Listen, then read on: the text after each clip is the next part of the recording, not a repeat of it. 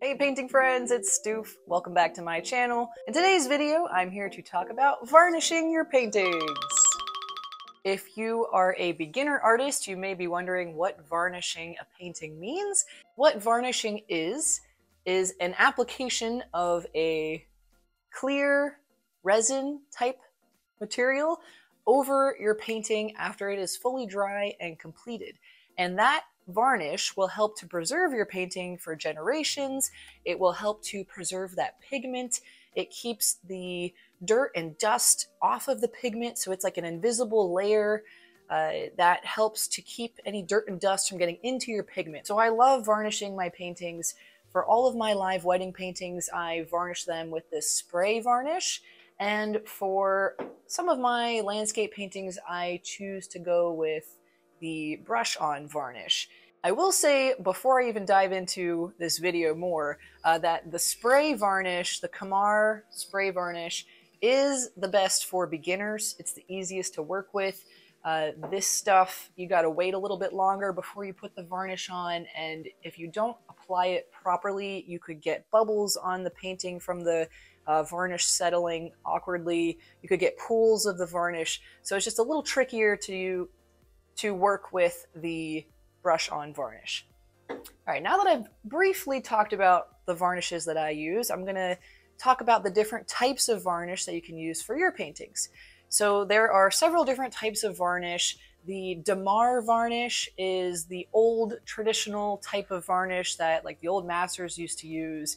Damar varnish is made from a natural resin, and because it's that natural material, it does have some impurities in it, so over time Damar varnish can yellow. That's why you'll see a lot of those old paintings in museums needing to be retouched up, and sometimes they'll get yellowy and like kind of flaky over time because that Damar varnish, over time those impurities tend to just be a little bit more visible. In the more recent generations, we've come up with new types of synthetic resin varnishes, including the Kamar varnish and this guy right here, which isn't technically labeled as a Kamar varnish, but it is a synthetic resin type of varnish.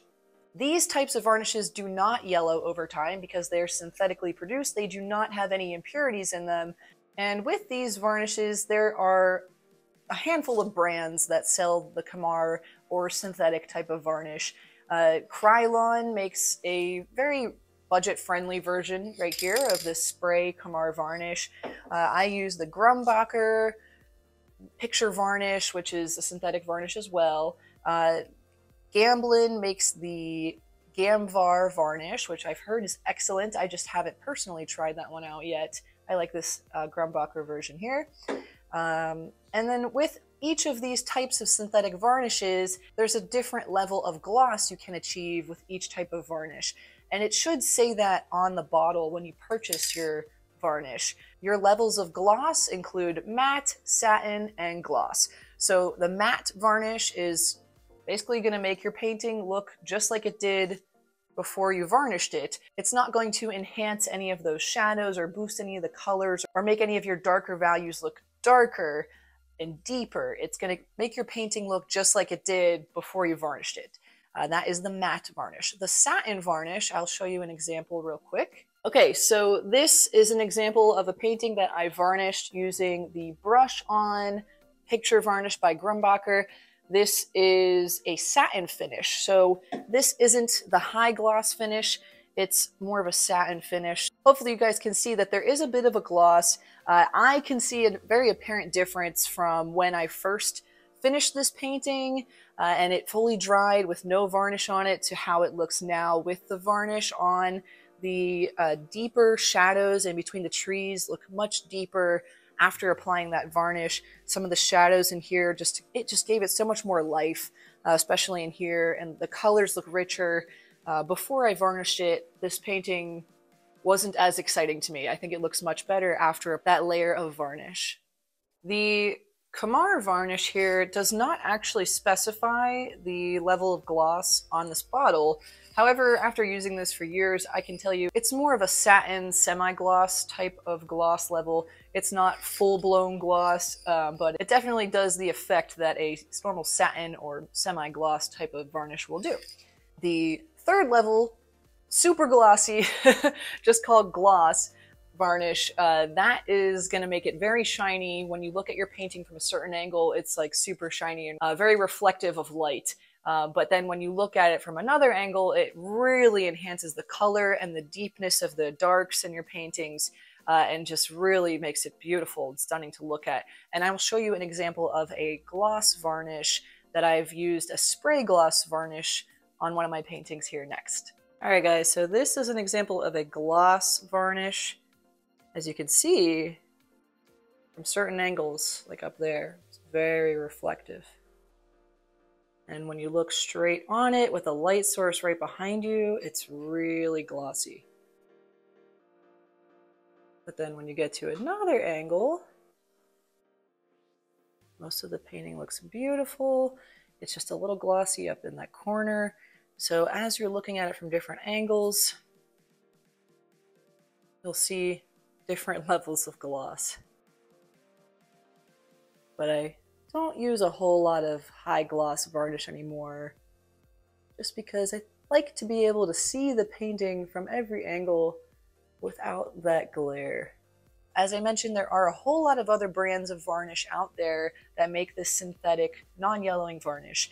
But things for you to look for when you're purchasing your own varnish for your paintings, when you're looking at the bottle and the information about the varnish, a couple things you want to look for is, does it say non-yellowing? Is it a synthetic varnish? So the synthetic varnishes typically are non-yellowing. Right here on the Kamar varnish bottle, it says non-yellowing.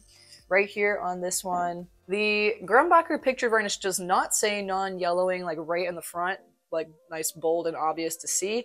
But when you look up more information about this, the product info online, it does say that it is a synthetic resin varnish and it is non-yellowing. So sometimes you might have to look a little deeper to confirm that it's non-yellowing, but that is very important. You don't want that yellowing to happen to your painting from the varnish over time.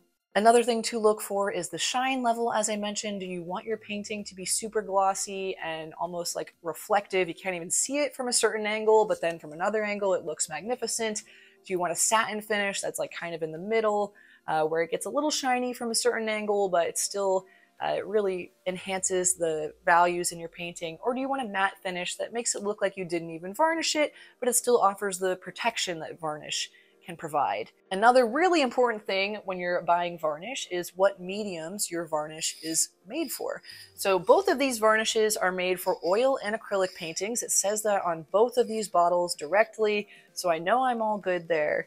But some varnishes are specifically made for oil paintings only, and some varnishes are made only for water-based paints, so watercolor and acrylic, or gouache. So you don't want to buy a varnish that is only for acrylic paintings and put it on an oil painting. That would probably not be good. That probably would not do what you want it to do and could cause some troubles for you down the road. So make sure you are buying your varnish that is for the medium that you are working with. Now that I gave you guys some tips about varnishing, a little bit more information about varnishing your paintings, let's go outside and we can varnish a couple paintings together using my two different methods that I like to use for varnish. All right, painting friends, welcome to my driveway. I usually do varnishing inside my garage, and I'll keep one of the garage doors open just to help ventilate a little bit. But I'm going to do it outside today because it's not a windy day. We don't really have any super harsh direct sunlight on the paintings. It's a nice spring day. So I think it would be a little bit better aesthetically to show you how I do this outside on my driveway. So I'm going to first show you guys how I use the Kamar spray varnish. And then after that, I'm going to show you how I do the brush on varnish. So first with the spray varnish, I set up this oil painting. This is a 16 by 20 inch oil painting that I completed about a month ago. So it's all dry and ready for the spray varnish. I brought my big thing of bubble wrap here as just a stand. I think sometimes when I put it higher up, it's less likely to get any dust on it while it's out drying. So I first brush the painting with my fingertip just to get any extra dust off. I definitely don't want to trap any pet hair or dust into the painting. I take a good look at it, make sure there aren't any bits of dust or dirt on the painting already. It looks good. I have my painting on this nice flat surface. There isn't any dust on it. I have my bottle of spray varnish ready to go. Just gonna pop that top off. You might want to scrape at the edge just a little bit here if you've used it before, because sometimes some of the varnish can kind of get stuck right around the nozzle. So you just want to make sure the nozzle is clear, and you're going to shake it really good. And I hold it about 6 inches away, and I just start to do some circle motions. Get nice even coverage.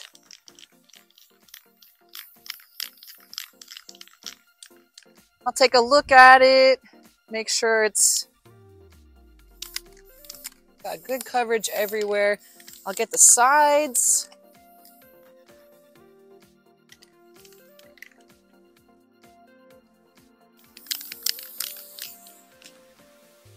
All right, and now I'm gonna let this first application of the varnish dry and sit. The spray varnish technically should be fully dry in about 2 hours. Usually I'll still let it completely sit overnight, 24 hours to 48 hours before I'll package up one of these varnish paintings to ship them, just to make sure it's definitely fully set. This one's good. I'm gonna let that sit, and I'm gonna spray varnish my next painting. All right, here's my next one for spray varnishing. This is a plein air painting I did. You guys may have seen that on my channel a couple weeks ago. I'm gonna shake the bottle, make sure the painting's all clean. And about 6 inches away, do some circle motions, get nice good coverage, get the sides. All right, and just like that, very easy. First layer is done for those two. I'm gonna let them sit for about an hour, and then come back and do another little spray. While those two are sitting, I'm going to apply the brush-on varnish to this acrylic painting over here. So for the brush-on varnish, again, it's very important to make sure there aren't any flakes of dust or dirt on the painting, and also on the area where you're going to apply some of this varnish. I shake it up a little bit. Open the bottle. I'll just put some in there. It also helps to use like a glass cup. That's usually what I do. I'm just being quick today. And then you want to get a nice even coverage on both sides of your very clean, wide, synthetic, soft, bristled brush. And you're going to go from left to right, just covering up the painting. Very softly brushing. Get nice, good, even coverage. Very gently, using both sides of the brush, over it. And you don't want to see any of the paint color getting onto your brush. That is a bad sign. That means your painting isn't fully dry and set. This painting was sitting dry. This was an acrylic painting that was dry for about 2 weeks. So it should be totally fine, and I'm not seeing any of the paint colors getting on my brush, so that's good. With oil paintings, they recommend waiting 6 months before using a brush varnish.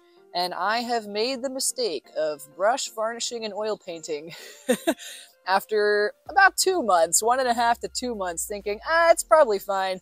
Nope, my brush turned green because all of that oil paint that was dry to me got picked up with the varnish. So make sure your oil painting has been dry for about 6 months before you varnish an oil painting.